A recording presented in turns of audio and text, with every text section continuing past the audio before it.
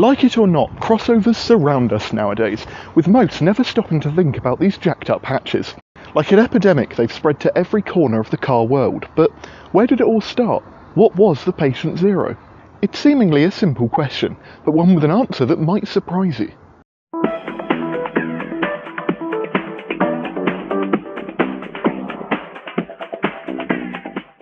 Now, if I went around asking car people what the first modern crossover was, I'd likely get one of two answers. The first you can easily guess.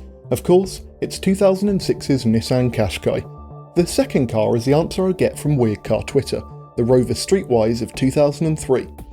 The Qashqai, based on a joint platform shared with, among other things, the Renault Megane, is looked down upon today as the reason crossovers are everywhere.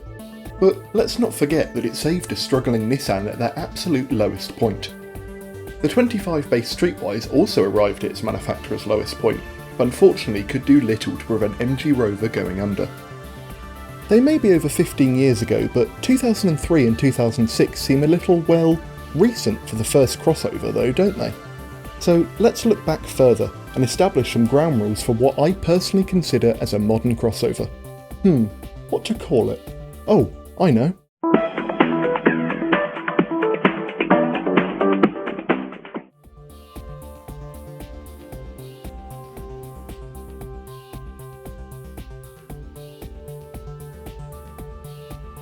A simple, self-explanatory one to start off with.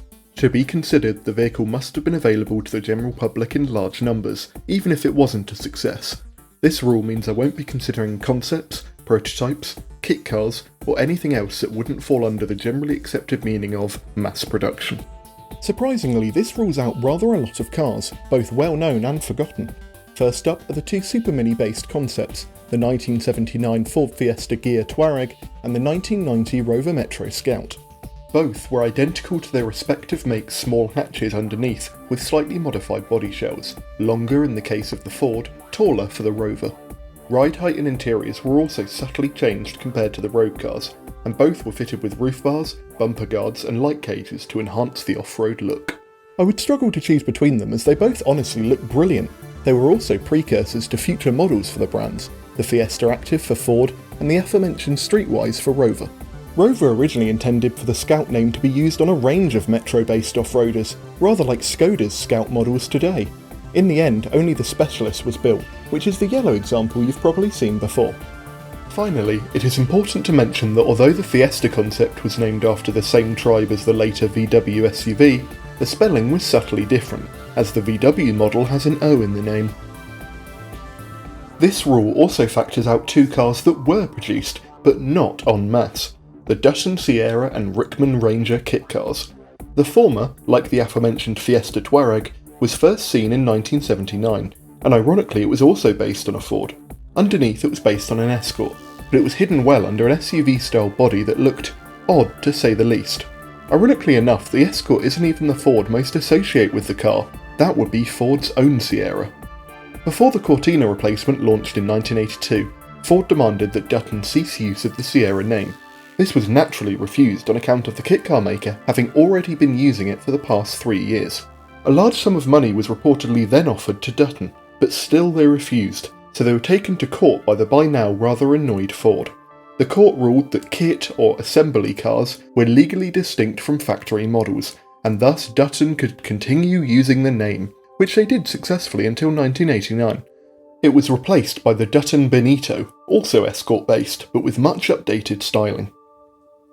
The other vehicle I mentioned, the Rickman Ranger, was yet another kit car based on a Ford Escort, surprise surprise, but with a far more visually appealing body. It was a borderline copy of the Suzuki SJ after all. The Escort underpinnings were not the only thing shared with the Dutton either, as the Ranger was also a big success for its company. Multiple variants were offered, the most interesting being the Rancher campervan, which looks a bit like a Citroen C15 on steroids if you ask me.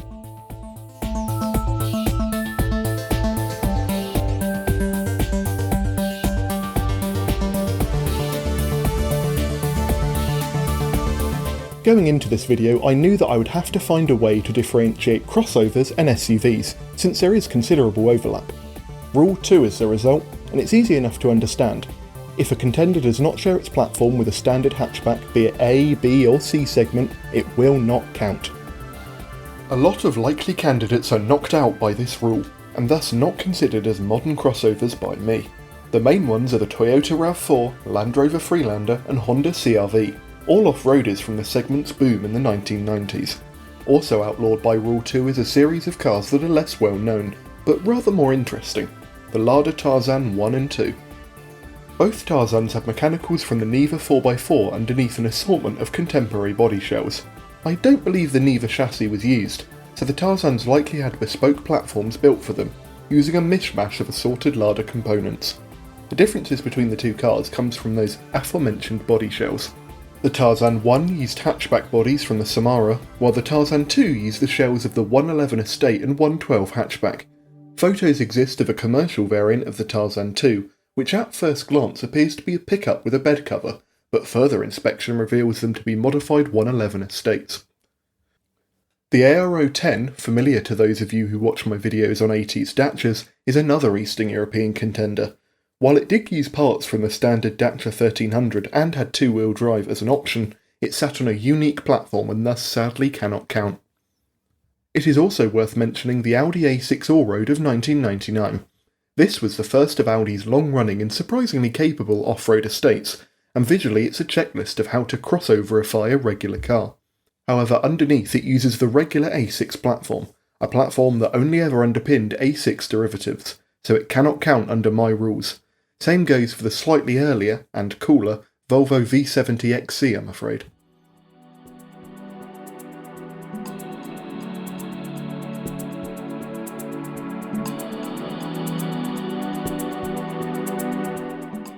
This final rule will take rather more explaining, but it is definitely necessary for this video.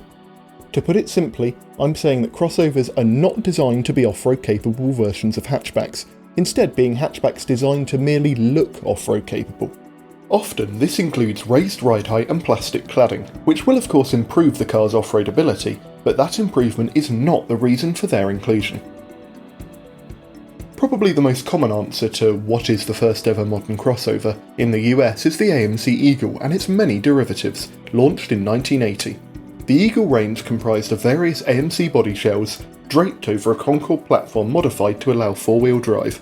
You could buy an Eagle as a hatchback, a coupe, a saloon, an estate, or even a convertible, although the latter was technically a third-party conversion sold through AMC dealers. The Eagle seems a surefire hit for the title of first crossover then, but wait, I believe that the Eagle is not a crossover due to Rule 3, and the reason why lies in its conception. See, in the 70s, multiple oil crises had led to a big drop in Jeep sales, obviously bad news for parent company AMC. In order to maintain their dominance in the 4x4 market, they would have to make off-roaders with smaller, more efficient engines and thus smaller bodies. Now, AMC was never the most successful company even at the best of times, and so money was rather scarce at this time, leading to this new, smaller 4x4 having to be based on an existing platform of theirs. This would become the Eagle, and since it was developed as a 4x4 that would be cheaper to run than a Jeep, rather than an off-road styled hatch, I disqualify it through Rule 3.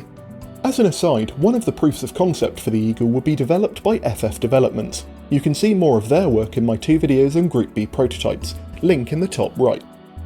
Other big contenders outlawed by Rule 3 are the Fiat Panda 4x4 and VW Golf Country, plus the lesser known Peugeot Dangel 504 and 505. All 4 of these are regular family cars that have been modified by a third party to include four-wheel drive and raised ride height, while still being sold through official dealers. For the Golf, 504 and 505 this was in rather limited numbers however. Just like the aforementioned Eagle, these 4 cars were all designed to offer a major improvement off-road compared to the base car, evident in the lack of a two-wheel drive option. It's a similar story for the Subaru Leone 4x4, another car often considered as the first crossover, and the Biagini Passo, an obscure convertible based on the Golf Country, using modified Golf Cabrio body shells.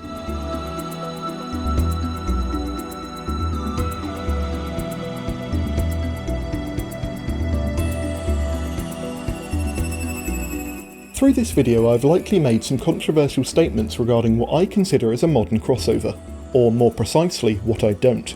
I especially anticipate that disqualifying both the AMC Eagle and Toyota RAV4 will get some angry comments, but it's my video and thus my personal rules. Sorry. Anyway, we are now on to the final two. One of these has probably been at the back of your mind this whole video, just waiting for me to mention it, while the other is more of a surprise. Whether you know it as a Matra Simca or a Talbot Matra, the Rancho is far more famous than its lukewarm reception and poor sales would have you believe, largely as a result of toys. Corgi and Matchbox models of the Rancho were incredibly popular. I had 2 or 3 as a child, and I thought they were the coolest thing ever, despite me not even being interested in cars at the time. The Rancho's story starts with the 70s success of more civilised off-roaders such as the Range Rover and Jeep Wagoneer, as well as the AMC Eagle's old friend, the oil crisis. Matra saw potential for a vehicle that delivered the look of those bigger 4x4s, but on a much smaller budget and scale, to be based on one of Simca's smaller models. Inspiration came from a Spanish dealership special, the 1200 Campero, with one being bought and tore down for examination. The team at Matra decided to loosely base the looks off of the Simca VF3, a van variant of the 1100 not dissimilar to the combo vans of today. The platform used would be from the 1100 pickup, but with an entirely new rear section built from fiberglass. Parts came from all over the 1100 range, with brakes from a sporty TI, the dash from the standard 1100, and mechanicals from the pickup. Almost all chrome was also replaced with black plastic, a novelty for the time, but a trend that would quickly gain traction heading into the 80s. Four-wheel drive was trialled but not accepted for production on cost grounds, and it's this exclusion that makes me regard this as a crossover rather than an off-roader. While it was decent off-road, the lack of a 4x4 system meant that the Rancho was definitely more focused on off-road style than ability. It all seems like the 1977 Rancho is the obvious champion then, the definitive first crossover. But wait, the Rancho has one major flaw. It was big, over a foot longer than the 1100 hatch it was derived from. Compare this to a modern small crossover based on a Super Mini, Ford's Puma and Fiesta. The Puma is about 14 cm longer than the Fiesta compared to the Rancho's extra 37 cm against the 1100. For some, this size difference is too large to consider the Rancho in line with modern crossovers, so I shall present a second option. This released in 1994, right before the RAV4, CR-V and Freelander skyrocketed small SUVs into the mainstream. The car in question is the Mitsubishi Pajero Mini, and its later Pajero Junior derivative. The Pajero Mini was Mitsubishi's attempt to offer the looks of a big SUV with the size, and thus tax incentives, of a K car, with the Junior having bigger engines and wider arches for greater appeal internationally. Unlike its Suzuki Jimny rival, which used a ladder chassis, the Pajero Mini was based on Mitsubishi's successful Minica K car. Echoing the Minica they were derived from, the Pajero Mini and Junior were available in two-wheel drive as well as four-wheel drive. This proves that the modifications made to the Minica platform were not done for off-road ability, rather just to represent the looks of the bigger Pajero range, satisfying Rule 3, at least in my book. The Pajero Minis must have sold well, as they lasted until 2012 with various facelifts on the same basic body shell as the original. The Junior was not so lucky, being taken off sale in 1998, just 3 years after its late introduction to the range. Whether you believe the Rancho or the Pajero Mini is the first real crossover, it is clear that the concept of the modern crossover is not as modern as its name would suggest. The extreme popularity of the body style is definitely recent, however, as the sales flops of the Rancho and Pajero Junior prove. Will it stand the test of time, or are we nearing the end of their reign, with crossovers going the same way as small sports cars in the early 80s, or even muscle cars a decade earlier? Only time will tell, of course, but while they're here, hey, it's not all bad. After all, if it weren't for crossovers, Nissan and Mitsubishi likely wouldn't even be around anymore.